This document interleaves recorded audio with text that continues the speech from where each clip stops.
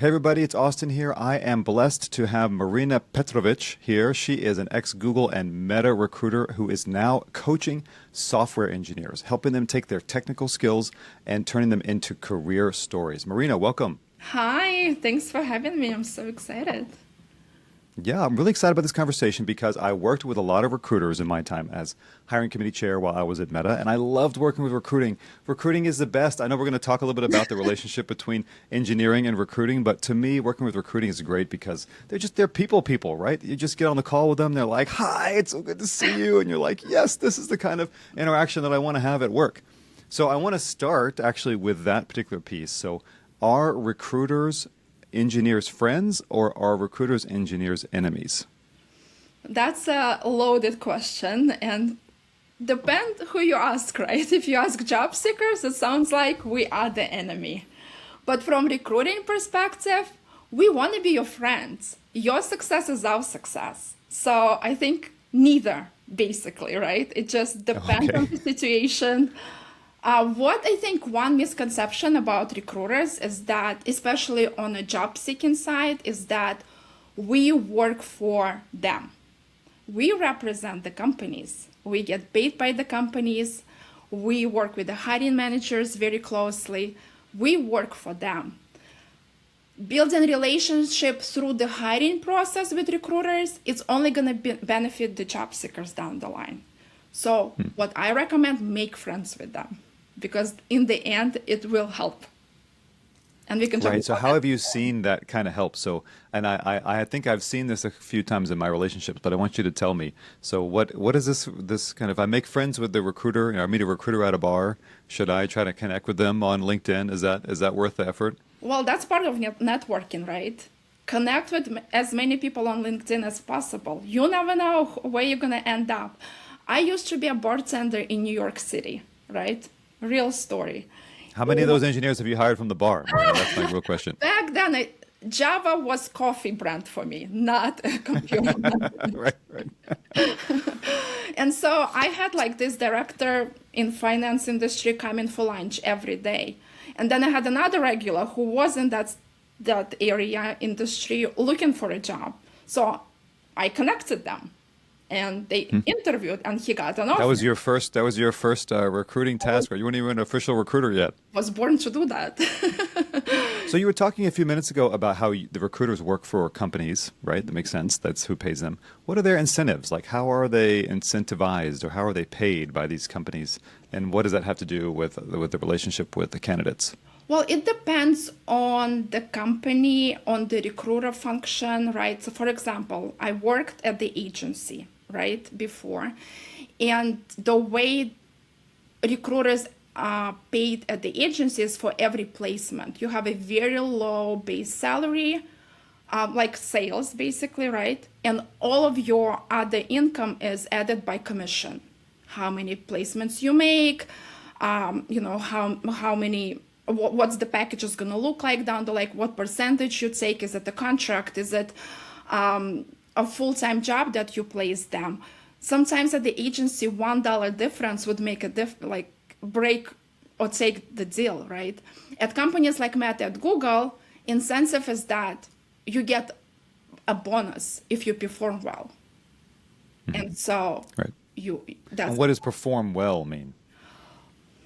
exceed expectations. You have goals, right? On a quarterly basis, on a yearly basis, maybe on a half basis, how many hires you need to make. Yeah, so the goal is hires. So if you are one of those hires as a candidate, then you are helping the Yeah. recruiter meet their goal at this big And tech that's why company, right? your Exactly. success is my success. Like I Yeah, yeah. honestly like as a recruiter, I always vouched for my candidates because that's if you're successful, that's less work for me. Let's talk about that. So you're talking about vouching for the candidates. At what phase do you vouch for them? It Like, how could do be you do that? from very, very first conversation. For example, I work with a hiring manager. He tells me I need an engineer with these three non-negotiables. Now I go find them, maybe, three different engineers for one role, and now I present them. I was the one who had a conversation with those engineers, so I can vouch for them from like conversation point of view. We had a great conversation, or they actually like the same restaurant you went to as a hiring manager, like make a connection, right? I'm essentially selling those candidates to the hiring managers. That's part of my job description as well, right?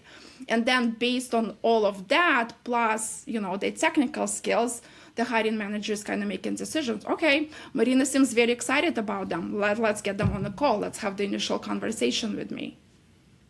So you think the hiring managers are influenced by the passion that the recruiters have about this candidate? 100%, yes, 100. If I talk to somebody and they're like, just stating me, I migrated, I don't know, from legacy system to a new system. I use Java and blah blah blah. They didn't connect with me either, right?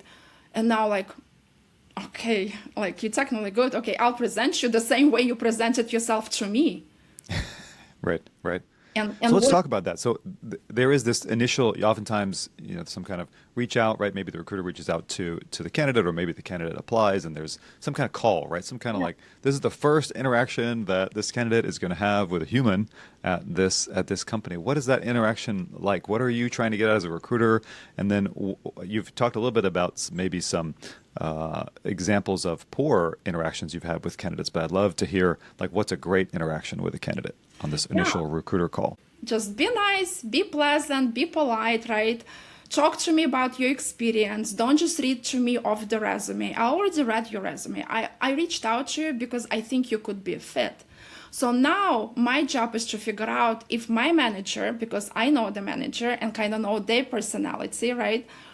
Would you be, fit culturally or technically, or how you present yourself will help me to present you down the line. So that conversation is more about, okay, let me see how you talk. You know how they say when you're dating somebody, take them to a restaurant and see how they work with this, how they talk to a server? The same concept here. If you mean to... I love these dating and recruiting analogies. We're going to have a lot of those. I think we're going to have a lot of those happening today. Okay. And server hospitality, because that's my background. Okay, right. Yeah, for sure. Yeah. So what are those like be nice? I like that. It sounds good. Yeah. How does someone be nice? Is this like like a small talk? Like what is the thing? You get on the call. Talk. Yeah. Hey, how are you? How's your day? Great. Enjoy my day. Was looking forward to have a conversation with you. Versus somebody says, oh, one of those days. And then the energy drops. Right, here we go. Here we go, right? I mean, and in my head, I'm like, okay, so you're starting conversation with me like that. We've never met. What you gonna say to my hiring manager? Right? Which makes you look Bad. a certain way, right? So Bad. whoever you put in front of the hiring manager, that's a reflection on you as a recruiter. That's my credibility, right? And if they tell me like, okay, Marina, that's what I'm looking for, and I don't bring something else, they're like, who hired you? What are you doing here? Like, where were we? Like, what's the miscommunication here? I tell you one thing, you bring me another thing. So, yeah. So in this, like, what are the kinds of, let's say it's small talk, in the beginning part of this recruiter call, and then where do you go? What are you looking for? What kind of questions do you ask? What are great responses to those questions? Yeah. So I have a list of need to have, good to have from the hiring manager usually, right? Again, Meta, Google could be a different situation, because if it's like evergreen requisition, which is evergreen means they always hiring for the same role, but generalist hiring, maybe I don't care as much, about small talks, right? I just need people in a pipeline because because they're not going to talk to a hiring manager. Exactly. There's not going to be a personal connection with the hiring manager until much later in the in the loop. Yeah. Yes, exactly, and not until the probably team matching even. So yeah, it depends on the situation. But what I'm looking for is that three negotiables, that probably technical stack, right? That they need to have. Sometimes managers will ask, go through these 10 technical questions with them and see how they answer. Okay. So now I have to prepare, have this conversation with them and present those answers to the hiring managers for them to make a decision. Is it like multiple choice questions or kind of discussion questions? No. Okay. I mean, no, usually it's like, tell me about I don't know, the stack that you've been using, or it gets into nitty-gritty. I remember I was hiring back in the days like .NET developer, and they had this qualifying questions. Like I had no idea what they're saying. I'm just typing. So you just give this information to the hiring manager, and they're the ones who are making the sort of go no go call. Okay. Yeah. And in the end, like, I'm trying to evaluate, okay, how far along are you with other companies if you're interviewing? Like, for example, when I was at Meta and somebody said, well, I'm already team matching at Google. Now I need to figure out, okay, if Google team matches works next week, are you going to accept that offer? They say, yes, Google is my dream company, I want to accept. Then I will be like, well, transparently, maybe there is no point for you to even start interviewing with us because it's going to take us about 6 to 8 weeks to go through this process, right? Yeah. And so we're trying to evaluate, like, okay, does it make sense to move forward, right? Usually at companies like, Meta and Google, we don't talk about compensation on the first call, but if it's a different company, they might have a budget. And if you're not within that budget, we don't want to waste anybody's time. So that's a legitimate thing to ask. So if, let's say you're not at a big, the big industrial scale recruiting organization like Meta or Google, is it socially acceptable for the candidate to bring up compensation and talk about compensation of the role? Well, luckily and fortunately now a lot of locations like California, New York, New Jersey, right, they post, right? And if what's mentioned is within your budget is great. I wouldn't bring up this conversation. Usually recruiter's job to figure out what's your budget, and usually conversation gonna look like, okay, what are you looking for to make? And what I usually advise in scenarios like that is don't give them number first. Find out what's their budget. Be like, before I name it or tell you any numbers, like what is your budget for this role? And if they say, okay, this is the band we have, now you decide, do you want to move forward or not? Mm-hmm. Yeah. Yeah. I mean, oftentimes recruiters will ask you questions like, what is your existing compensation, right? So how should you handle that kind of question? Usually they're not allowed. Like in California, New York, they're not allowed to ask questions like that. Usually they ask them in a way like, what do you want to make? Mm-hmm. Kind of going forward, right? Yeah. Yeah, and that's where you advise this at least in this initial conversation, not to be having this conversation. Instead, to turn it around and ask them, what is the band? What is the compensation band? Yeah. So for people who may be kind of new to the industry, what is a compensation band? Like, what do you mean by compensation band? So sometimes depends on a company. Mm-hmm. For example, Meta and Google, they have band for each level. Right? L4 medium level gonna make from this amount to this amount. L5 is gonna make from this amount to this amount. From smaller companies, for example, right? They try to figure out, okay, that's the budget we have, right? That's what finance gave me to work with. Now, like, I have to make it work. And then the conversations start again. That's recruiter, hiring manager kind of relationship, right? It's my job to educate them. Okay, maybe this is too low or too high for the level we're targeting, right? And so that's where the conversations are coming in as well. Yeah. So we talked a little bit about this recruiter screen and how the recruiter asks questions of the candidate. What are the kinds of questions that the candidate should be asking the recruiter? So if it's a smaller company, startups, I would ask, is the budget approved even? Okay, got it. So like, is there a real job behind this conversation? Yeah, because, especially now with AI and the bots, right? We really don't know if the role is even real, right? And that's, I guess, goes back to the conversation when they ask you how much you want to make. Okay, what is your budget? Is it approved? Because I've had that before. We had hiring managers come into us without budget approved. So I find all the candidates. When the time to interview, they're like, sorry, I went to finance, they didn't approve it. And now all my candidates just sitting with no. Yeah, right. What a bad experience for everybody. Yeah. But ask questions like, okay, tell me about the interview process now. So recruiter is a great intel to get about what's next. So I'm having a conversation with you, what's next? Okay, the recruiter is going to say, maybe I share your profile with the hiring manager. The follow-up question could be, how long does it usually take for hiring manager to review it? When can I follow up with them, with you? Or when can I hear back from you? Okay, let's say hiring manager said yes. What's next step would be? How should I prepare? What have you seen successful candidates do during that particular part of the process? Right? Nice, Get the nice. intel because And again, they're your friend, right? Like they are in this phase, they are your friend. they make them Yeah. your friend. Yeah. I Yeah, feel like right. recruiter is not a friend is when they start ghosting people. That's when, everything turns to hell. It's a bad friend. It's a bad friend. A It's a friend, but bad it's a bad friend. friend. Yeah, yeah. And So I know that there are multiple people sometimes involved in engaging with these companies, right? So what are these different types of people that we've been calling them recruiters, but sometimes there are different types of people. Like who are these people and who am I going to encounter as I work through this process? So again, depends on the company, but right, if you look at Meta and Google, I see Google now has a team that reviews referrals.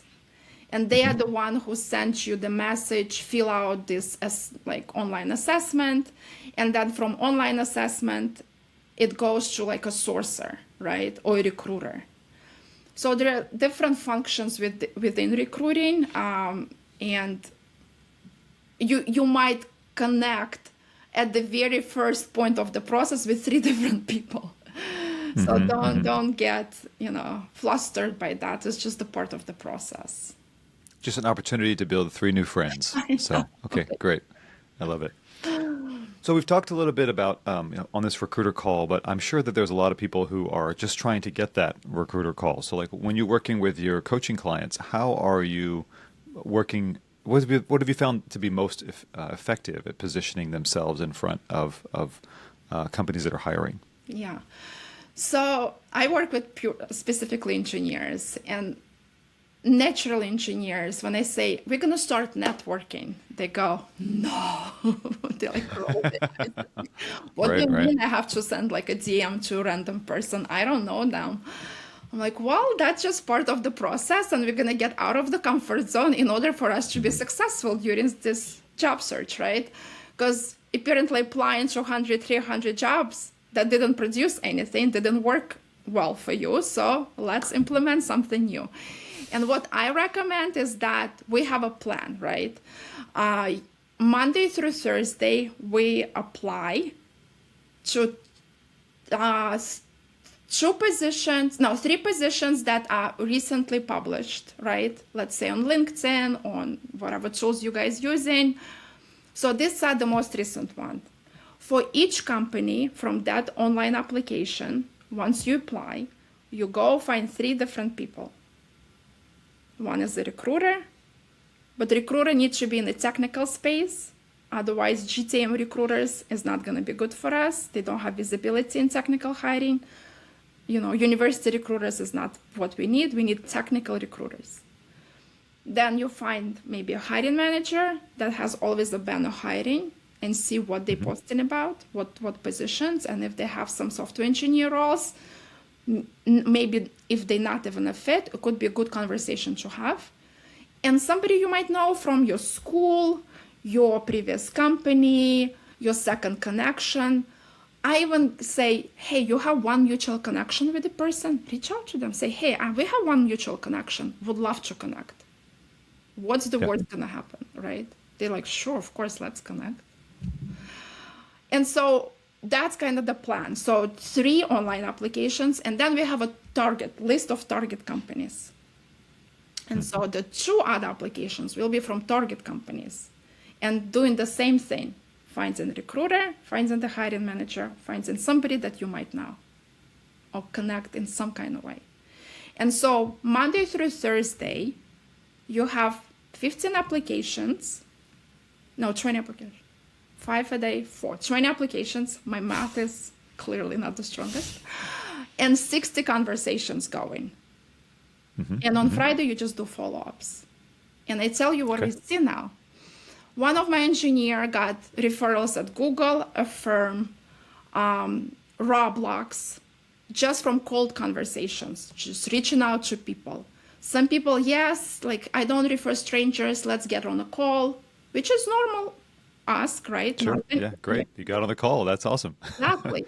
And especially once you get on a call, you have great personality, or you start talking about technical stuff, you connect, they're more than willing to refer. And so they start having referrals, start getting interviews just from doing that. Yeah. I, I, I think as I work with people who are looking for jobs a lot in my coaching practice, some of the times the biggest issue is really in the mind, right? Yeah. It's about the story we're telling ourselves as a candidate, and having being in a job search, especially if you don't have an existing job, can be very stressful. And it's one of those kind of 0 to 1 things. Like I have nothing for a very long time, and suddenly I have a job, right? Yeah. And I think that can be pretty grating on people's minds. How do you coach your folks to be able to persevere through multiple months, multiple rejections, multiple times when no one will take their LinkedIn DM or whatever? How do you help people with that?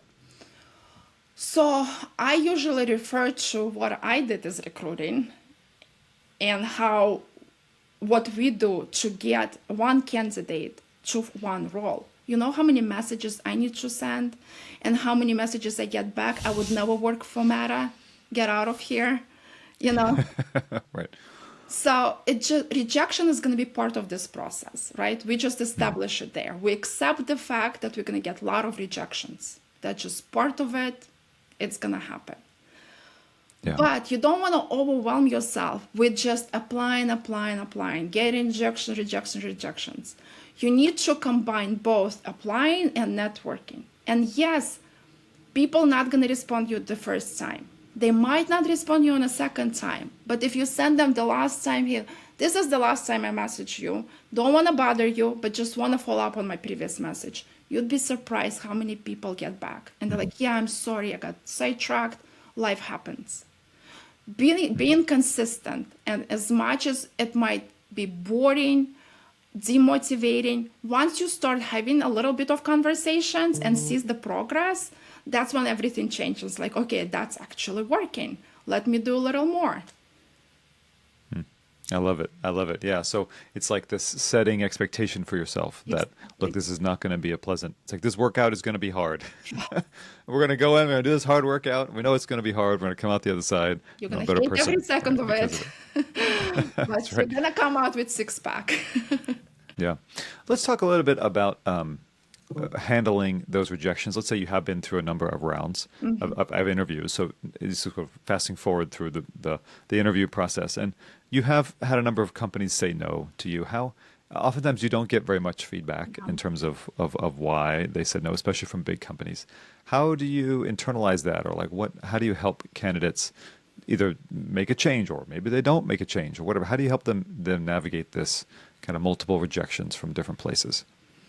Yeah, it's hard. It's hard. And I also have been there myself. When I got laid off, I was interviewing with pregnant 6 months, hiding a belly under my desk. And obviously not being the best of myself because my mind was all over the place. But I was getting rejections. And it's hard. It's hard to process. And you can't help just start, asking yourself, like, am I even good enough? And then you start thinking, you need to stop and sit down and think about what great things you've done in your life. Maybe take a notebook and just write down, hey, I helped the company to build this. I helped this company to generate this. I helped my child yesterday to learn how to bike. And just keep the list of positive things, right? That happened to you professionally, personally, that will lift you up. I don't know. I don't want to sound cheesy, but try to listen to music that helps you elevate, right? Maybe podcasts that are very positive and inspiring, just to get you out of the funk. Because that's gonna happen. It's just life. I'm sorry to say that, right? It is life, but the ability of focusing on more positive things rather than negative will help you navigate that. Yeah, bookmark this podcast. Come back and listen to it. I love it. Okay. No, it's true, right? I understand what you mean by the word cheesy, but I don't think it is. I think it's it's such an important thing to do in your life to tell yourself what you've accomplished in the past, and that you are good enough, that you can do this job, that you have done this job in the past, and you can do it in the future. And I think that what we believe about ourselves will come out. It'll come out in the recruiter call. It'll come out in the hiring manager interaction. It'll come out in the interviews. And so, yeah, being able to manage this self-perception is one of the hardest things in life, and all across our lives, right? Very difficult to do, but very, very important. I love that. Let's talk a little bit about, we've talked a little bit about the recruiter call and a little bit about how to do networking. But what about this like resume, kind of LinkedIn, personal website sort of stuff, like this kind of personal brand artifacts? What kind of advice do you give people there? How important are those things? And even in today's day and age, like, is it that important to have a good resume? Everybody can generate a resume with Claude. Everybody can generate resume with the Claude, but then they all sound the same. And when we say, right? Don't you think so? Yeah, right. It's not this, it's that. The key contribution was. Right. And so I think the important part to remember is you need to stick to what you know and what you've done, right? There is no reason to come up with stuff that might sound great on a paper, but when manager starts diving deeper and you kind of flustered. And I'm sure you've seen that, right? As a hiring manager, that once you start diving deeper, the house falls apart. And so, right? You mean I can't get away with lying in in an interview? Marina, is that what you're trying to tell me? I mean, unless you're a very good liar. Obviously an actor, like an actor. Yeah. And I feel like software engineers are not that. They're very, not great actors. they're not. They're very honest. They're very detail-oriented, data-driven people. Right. Yeah. So, resume, to have a good resume is good. It's important. And when I say a good resume, it's not about, it needs to be one page. It needs to be this font. It needs to have that much borders on the side. For me, it's more about being concise and just be to the point. Because as a recruiter, I'm only probably going to read about like 30-40% on top. And what I'm looking for is like, okay, I have a role, software engineer role, 8 years of experience, backend. So when I look to review the resume, first thing I'm looking, how many years of experience you have, because at companies like Meta and Google, that's like requirement, compliance. You cannot. Legal requirement says you have to have X years, right? Exactly. So yeah, there you go. Yeah, compliance reasons. And so now, the first thing I'm like, okay, let me go back. Unless they have like 20 years of experience, I don't usually do that. But let's say they about like 10 years of experience. I'm like, okay, let me see when they graduated. Let me start with education. Okay, they graduated there. Okay, they should have that many years of experience. Let me see. Is it all in order? Is there any gap? Is the gap explained? Am I assuming stuff now? Am I like, putting my thoughts on that, like what happened? But I'm looking for little summary. I'm a backend software engineer, build scalable systems, worked in fintech, helped to save $10 million through JP Morgan Chase. Then we're moving on to work experience. I work at JP Morgan from this year to this year, 5-7 bullet points. I built this because that was important. What was the result of it, right? Very concise. If you staff, you technical lead, okay, led a team of 10 engineers, build a roadmap, work cross-functionally with PMs, front end, whatever. Very concise. Do I care about your certifications? Not really. Do I care about the website that you attached? Not really, because I'm not clicking on that. I don't have time to review all of that. GitHub, if you link GitHub to resume, I'm expecting you have some activity there. Because if I It's go green, should be green. only GitHub and it's empty, I'm like, okay, so what's the point? Right, you're hurting yourself, exactly. So you do read these summaries at the top. This kind of like I 3 or love 4 sentences, and you love them. Yeah. Okay, yeah. And you love them to have like a years of experience, because you were talking about that being something that you're immediately looking for. And then and then maybe like a kind of engineer, like you talked about them being a back-end engineer. How about like, does it need to be, if it's kind of unique or personal, like I have a passion for, for Rust or something like this, right? Is that something that you would be interested in seeing, or no? Are you just kind of looking for like 8 years experience, back end, kind of like what Claude would produce from this resume? So passion for Rust does not give me anything on the resume because if I have a job that requires Rust, you won't qualify.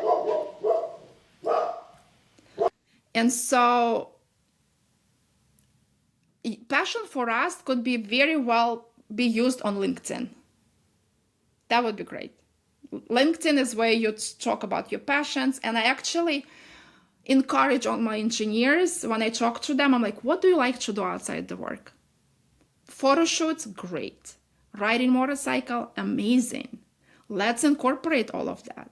Or you come from non-traditional background, we're going to start about section with that.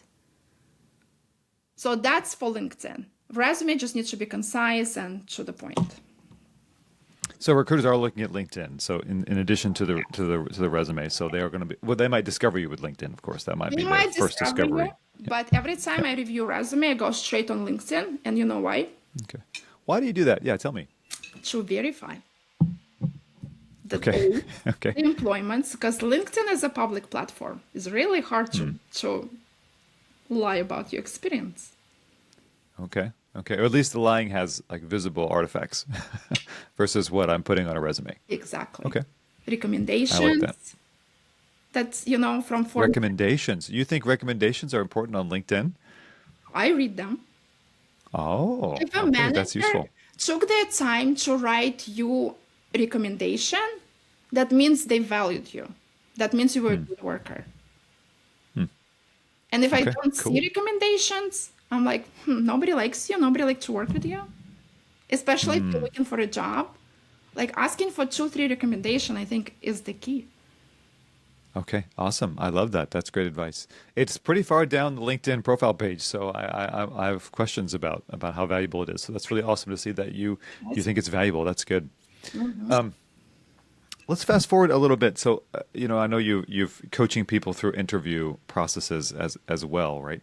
What is this process that after after the recruiter or sourcer gets a hold of my resume, maybe they've gotten it approved by the hiring manager, or some committee or whoever, and then now here we are, we're moving through, technical phone screens or something, then some kind of on-site round. And then what are all those are the visible pieces to the candidate. What are the invisible pieces that are happening behind the scenes here, at these different phases? Like from a recruiter perspective? Yeah, so I was a part of a hiring committee, so I know at least about what happens to the packet of on-site interview results after it shows up at the hiring committee. But are there other things that happen in between? So for companies like Meta and Google, if you're former Zoogler, Boomerang at Meta, we go back to your previous managers to ask for performance reviews. So that's what we do in between. We would ask you to give us some names of the folks that worked with you in the past that right now at Meta, to ask for internal references. And what we're looking is for professional reference. Usually it's more beneficial down the line to a candidate than just, oh, I know them socially. We might be looking at, okay, what the hiring kind of situation, what teams are hiring, where the priorities, trying to figure out how we can maybe market down the line at the team matching stage. Who do I have in pipeline, where I have better chances to maybe, land the role for the candidate. But in between the technical screen and on-site, my goal as a recruiter is to prepare them for the on-site also, right? Right. To give them all the preparation material. Depends again on people, on recruiters and how they operate, is that I used to get on recruiter calls, on the calls with my candidate before the final rounds, and just to like reiterate, okay, make sure we target staff level. We make sure you drive the discussion when it comes to systems design. Make sure you talk about cross-functional collaboration. or the conflict resolution in cross-functional setting, because that's what we're looking for at the staff level. Kind of reminding them pieces that we talked in the beginning, so they're successful. But again, their success is my success. So I'm invested. At that point, I'm invested in their success.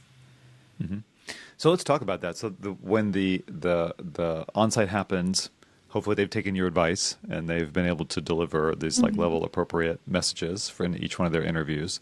And then there's oftentimes a committee of people or some decision that's being made. And sometimes the interviewers are there and sometimes the interviewers aren't there and sometimes there's written feedback and sometimes there's not. So tell me about that conversation. What is the recruiter's part to play in that experience? So, okay, so we got the feedback all in. And let's say behavioral interviews a little on the edge, right? No, that doesn't happen. That doesn't happen to my audience. But yes, to other people who don't listen to this podcast, yes. And so now I'm like, okay, how can I strengthen this packet? Can I get somebody to vouch for them? And now I go maybe back to internal reference and I'm like, okay, you worked with them before. The feedback saying like they didn't take initiative on something, blah, blah, blah. Have you experienced otherwise? And they're like, yeah, no, like back in the days, he like drove the project, was really good, like got everybody on board. And so we'll get like a written statement from him. And as a recruiter, it's my job to, when I present the candidate to hiring committee, I also present that and saying the feedback came good. Overall, it's a, technical bar is met at the staff level. The feedback on the behavioral was, flagged this concern, but I got the feedback from referral, and that's what we found out. And now hiring committee, aka Austin, gonna be sitting and evaluating everything. Was it enough signal for them? Or is it like, yeah, no, that is not helpful? Then it's out of my hands at that point. I did everything I could. So you're hustling for the candidate in between the rounds. Yeah, right. Back to this kind of friend or foe sort of conversation that we've had before, right? Again, my success is their success. Yeah, exactly. Do you remember any particular interesting conversations you had on the hiring committee? Any juicy interactions you had with these people who sit on this committee? Who are these people, by the way? People who make these hiring decisions. Usually they're like VP, director level on the engineering side.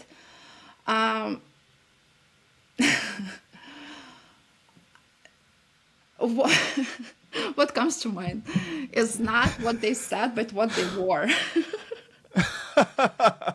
Okay, what did they wear? We had one guy that would always wear like tank top, literally tank top. In the office, every hiring committee. You're talking about a Meta, right?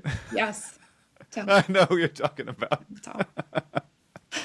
Sun's out, guns out for that guy. Yes, I know you're talking about. Doesn't matter what season we are in. It will be winter in New York City. It could be summer. Yeah, I know who you're talking about. Okay, that's good. And but how competent are these people? Are they pretty competent? Like you feel like you can trust their decisions? No, he's smart. That's why he does that probably, because he's like, I know everything. He's very due diligent and nothing like against his professionalism. But what stands out to me all the time when I see him, I used to see him in the hallways or hiring committees. I'm like, oh, here we go again. I love it. So tell me about, oftentimes candidates will be concerned about not performing at the level that they really want to get the job. Like maybe they come in and the stories they tell or whatever, the performance in some of the round is not right. What are these signals that this hiring committee is looking for to set the right level? It's one thing to know if they're good or not, and then it's like, well, how good are they? How do they decide? Yeah. So, as you know, probably, right, the level is determined by performance during the behavioral interview and systems design. So the higher level you are, the less weight coding has on the decision, right? At the staff level, yes, you need to code, but like we don't need you to kill coding as you are L4. At staff level, like L6, IC6 level, we care more about how do you work with others? How do you resolve the conflict? How do you bring everybody on the same page, right? If you need to deliver the project, how do you get everybody on the same deadline? Yeah, how you resolve a conflict. So stuff of that nature kind of important when it comes to determining the level. And they might ask the same question at the level 5 and at level 6, right? Senior versus staff. But the way you approach it and the way you respond to that is what determines it, right? Because at the senior level, it could be, well, I had a conflict with one of my engineers on a team, right? For some reason, there could be a different situation. At staff level, it's more about, well, I tried to push the project along, but a team on PM side was not on board. And so now how do I resolve that situation? And so the level of answer kind of determines the level you'll be given after the performance. When someone does get rejected, how often do you feel like it's, okay, this person cannot do the job, will not be able to do the job, versus, oh, you know what, this person like had a bad interview. Like, I think they could do the job after, because you've talked to them a lot, right? The recruiter talks to them. You talk to them in the beginning, probably for like 30 minutes, and then like multiple times during the course of the interview, the course of preparing for the on-sites, maybe after the technical screens come through. I mean, you've talked to them more than the interviewers have, and certainly than any single interviewer has talked to them. So in the sense, like, you know them better than anyone else does. And how often do you think it's actually this person could not do the job, the company's making the right decision? And how often do you feel like it's like, maybe it's your inability to interview well, your inability to tell the right stories, or you just didn't guide the interviewers towards the right thing, or just nerves or whatever? How would you break that down? So usually after a candidate had final rounds, my job will be like, okay, let's get on a call. How did it go? And usually candidate would say, like, I was very nervous, like the first 10 minutes, like I was flustered, and then the conversation flowed. Or they say, I tried to log in, it was technical difficulties, like I couldn't figure out what to do. And then, 15 minutes later, I joined and nobody was there. Or I came in and the interviewer showed up 10 minutes later, they didn't even say hi and just started like asking me questions. And that could also affect how you're going to perform. So my job is collect as much intel and more information, what happened during the interview. So when, let's say, I present this candidate to the hiring committee, I can also flag that. And let's say, everything went well, but one of the interviews was, because the thing with interviews, you have 4 or 5 rounds, right? So if you're good at 4 and the 5th one was kind of icky, then I'm like, okay, maybe we can get a follow-up, right? Let's dig in what happened. And my job is kind of push for the follow-up to get maybe additional signal. And again, that's like my job as a recruiter. So as the candidate, you should call the recruiter or something if you felt uncomfortable, if you felt like you flubbed one, you felt like you were super nervous. Like it's again, they are hustling for you, so you should tell them that this is something that went wrong, and then they can sometimes get a follow up. Is what you're saying, right? They can get a follow up done. Yeah, that's not great. On all 5 rounds. I mean, if you can add on all 5 rounds, can't get a mulligan for the whole thing. Like we gotta try maybe in the next 6 to 12 months. But like if everything went well, right? But one interview was off, then like, okay, let's see what we can do here. Yeah. How much feedback can you give a candidate about their performance, right? 0, you give me the 0. Tell me about that. Why can't you? This is every candidate's frustration, right? They did all this work, they put all this prep, and then the recruiter's just like, nope, sorry. Yeah. And like we are given to send a very generic rejection email. And the reason for that is the company doesn't want to open like a Pandora box, because interview can be perceived differently by a person who gave it and by a person who took it. And once you start giving feedback, it could be like, no, I actually said that, and no, that's what happened. And it's just opens the door for lawsuits that the companies don't want to deal with. The workaround with that is try to get your recruiter on a call. Okay. As long as it's not in the written form, like we can give you kind of feedback, can tell you like where you messed up, but don't ask them in the email to give the feedback. Try to get them on a call. Okay. Okay. Good. Yeah, that's good.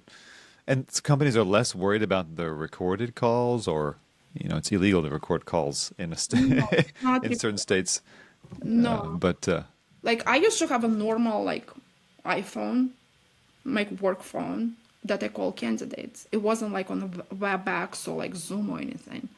So I just call normal conversation. Hey, what's up? And another thing that I feel like candidates are missing out is that once first conversation, given it's not on like this Zoom or anything, like I said, I used to call from my cell phone. You have recruiter's phone number. Text them, call them during the process. You have direct access. And I used to say that this is my direct phone number. Call me, text me, let's talk, right? And so use that. wow, great, awesome. Okay, so we talked a little bit about what happens if you get rejected, but what happens if you get accepted and then here you are at this negotiation phase? Like what are the things what's going through a recruiter's mind as we're on the call and you're trying to convince them to take the role and maybe they're trying to convince you to give them more money? Like how does that process work? Yeah. So I remember at agency, they used to teach us close from the first conversation. Close them all the time, like in sales probably, right? Because our job is to understand, are they going to accept in the end of this? Why and why not? What are the motivators, right? I think, again, with any sales call. And so once we at that offer negotiation stage, now I need to understand, do you have any competing offers? Do you have any deadlines? If you have competing offers, what are they? But one piece of advice I can recommend here is that do not consider verbal offer as an offer. Make sure everything is written. Let's say they call you and say, hey, would you accept an offer? Be like, I appreciate you extending the offer. Do you mind sending me everything via email so I can take today and tomorrow to review it and I'll get back to you in 24 hours or 7. Why do this tactic? Like why not?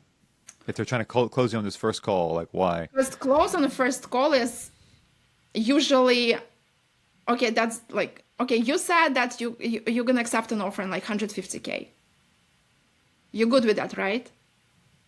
And the kid is like, yeah. Sure, yeah. Yeah. Yeah. I'm like, okay, sending you the offer, sign. When it didn't go that way, right? When you say, hey, just send me the offer, show me the numbers, and I'll get back to you. So now he comes back, it's 150. Now you have time, you have leverage to negotiate. You didn't agree right away on the phone. Right now you can kind of go back and be like, well, I have this competing offer, or at current company I'm making this and that. This is below. Or I have competing offer that's higher than what you're offering me. Yeah. What can you do here? How should candidates think about what to ask for? Right? I mean, can I ask for double? Can I ask for $5,000 more per year? Should I ask for more like salary or more RSUs? Like, what should I ask for? I feel like every candidate needs to understand what's the benchmark and what they're not going to go below, right, as a base salary. Because, for example, I worked with an engineer who left Microsoft to a startup. And Microsoft package was, amazing, right? She's a principal level UX engineer there. They just got her like new refreshers, right? She's sat there. And then the startup comes in that she's very passionate about, excited about work, but compensation is not there. So now you need to understand what's important for you.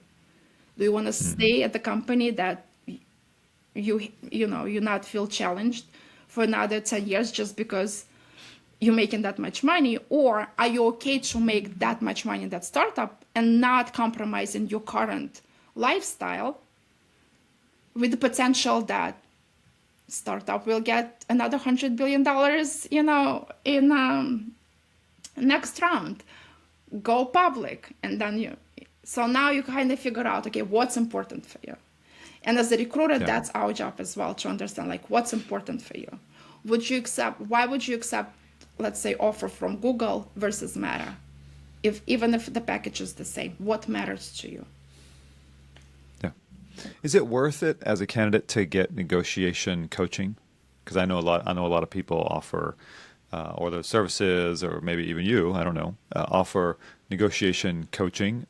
Seems like a very sensitive part of the process, and you as a candidate have very little introspection, No. maybe, or maybe a little perspective on what's happening. And is this the kind of thing that you would want to get coaching about? So I help my clients do that, right? I review every offer with them. Like we sit down, like try to understand like where we can negotiate, what is non-negotiable for them. And a lot of engineers from the conversations I have accept the first thing they offer, or they get offered, because they feel intimidated or they feel too nice to say no. They don't want to lose the offer because they think it's going to be recited, right? And so if you feel that, then yes, get somebody. That like extra couple $1,000s will pay you out in like sign-on bonus, the increase you're going to get. So it's totally worth Yeah. it. Yeah. It gives, So you should, as a candidate, you should not be afraid of negotiating. The offer is not going to be rescinded just companies because you've asked for expect. more money. No, companies expect, right, for you to negotiate. That's just part of the deal. If you don't negotiate, then it's like, okay, strange. It's like, yes, okay, let's go. Right, Right? right, So right. the I expectation, remember being nervous about negotiating my Meta offer. I didn't know I could have used a coach. yeah. I mean, me too. The first time after startup or after the agency, when I started at Google, I'm like, oh, great.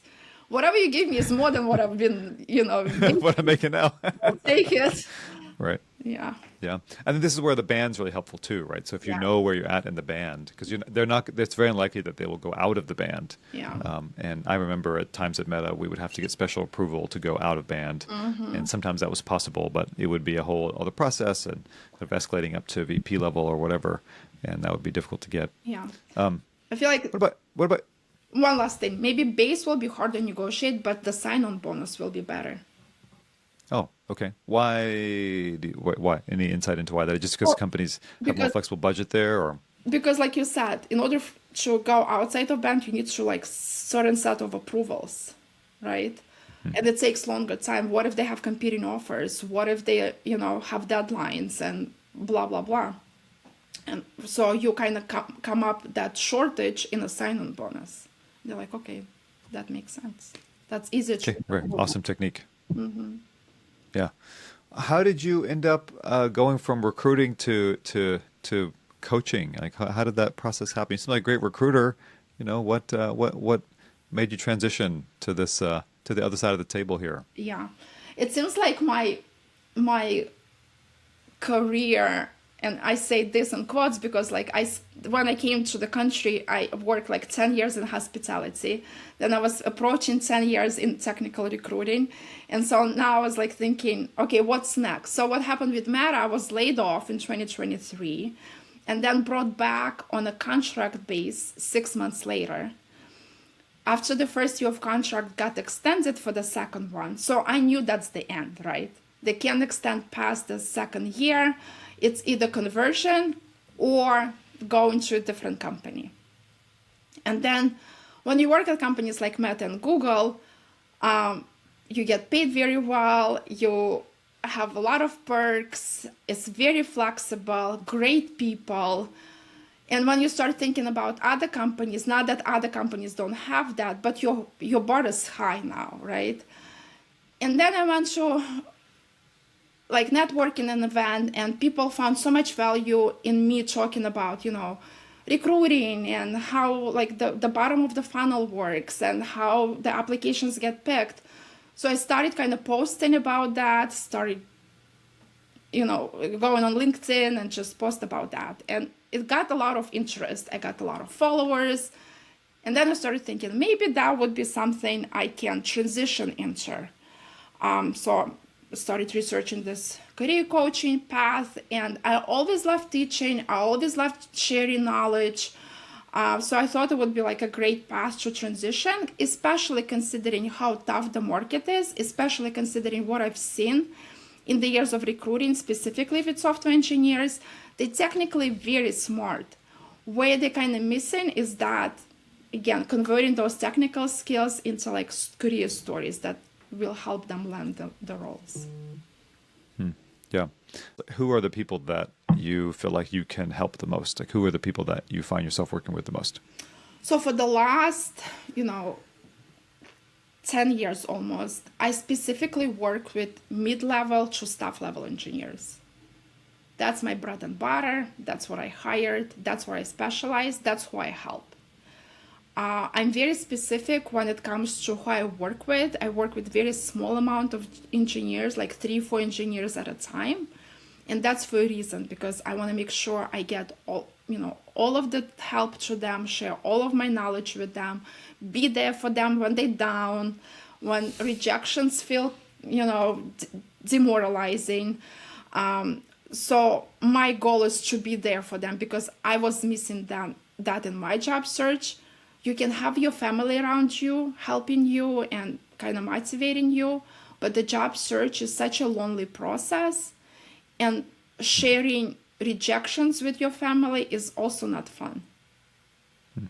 So you want to have like a sounding board, somebody who can relate, and that's what I am there as well for. So I work with very small engineers, mid to senior, mid to staff level, and I work with them until they get the offer. And we meet on a weekly basis. Yeah, we meet very often. Yeah. Oh, I love it. I love it. Okay, rapid fire round. Oh. Well, is there something that you want to talk about about your coaching practice that we haven't covered? Anything that, I mean, we could ask like, what kind of advice do you give? But I feel like you've given a ton of advice. I don't want you to give out all the advice that you give out that you have nothing. I'm horrible at pitching myself, by the way, so don't worry about it. It's fine. Is there anything else that you want, like a question you want to answer? No, I think it's good. Okay. Okay. Okay, rapid fire round. So I have a bunch of questions, and then we're just going to see if we can move through them quickly. So what do you think about stuffing your resume full of keywords so that the applicant tracking system and the AI and the search stuff can find you? No. Boo. Okay, why boo? Because you have to talk to about every technology on the interview, because I've had hiring managers do that specifically. They're like, oh, you listed all the 1,500? Let's dive in. Risky. So it can be risky there. Okay. So you talked about applying to roles. What about applying to like hundreds of roles? Just like going through all the roles on LinkedIn, is that a good idea, a bad idea? No. Apply to the roles that you qualify for. Look at the years of experience, look at the technologies, and then find people you can connect with. They can refer you, move the needle. Maybe it's recruiters, maybe hiring managers, but don't just apply. Talk to others. Okay, one-page resume, multiple-page resumes. Like, what is your religion on this resume length? More than 7 to 10 years of experience, go second page. I don't care. Okay. Wow. All right. Great feedback. So, what about referrals? Like, are referrals really a path to getting your resume reviewed? Yes, it's the fastest way actually, because companies like Google, Meta, they have KPIs that recruiters have that they need to review referral in like 24 hours. So yes, it will get reviewed, but you want to make sure you apply for the role that you qualified for, because referral is not going to get you a job if you are backend engineer applying for ML engineer. That's not going to work. Yeah, right. Makes sense. You have to meet those minimum qualifications, right? Yeah. What is some advice that you find people give on the internet about interviewing or about being a candidate or applying to jobs that you just think is like, people should stop giving that advice, stop taking that advice? Be yourself. No. Don't. No. Be yourself, yes, but make sure you talk about impact, value, what you've created, what you built, right? Don't be just be yourself and talk in general terms. Oh, I would do this for you, but because I believe in this. No. concrete Okay. examples, concrete evidence of what you've done. Okay, I love it. So, are we in a good hiring market or a bad hiring market? I mean, we see a lot of roles, right? We see a lot of roles. We see hires. We are in a very picky market. So managers, and I feel like it's been though like that true in the past, they're not hiring for potential anymore. They look for proof. And so, yes, I hear engineers, well, I work with maybe Rust back 10 years ago. And if they're looking for Rust engineer, 10 years ago is not going to be relevant because you're competing against Rust engineer who worked on it yesterday. Yeah, yeah. Love it. Okay. What about ICs versus managers? So, do you see a lot of managers kind of switching in your practice, trying to look for IC roles? Is that if someone is looking for an engineering manager role right now, should they continue? Should they switch to ICs? What's your advice for those people? Yeah, that's a great question because we do see diminishing number of engineering manager positions posting, and even from like working at Meta, we see a lot of EMs moved in IC roles, even on recruiting side. It's a tough one. I think it just depends how you feel, right? Not every IC is a great EM and vice versa.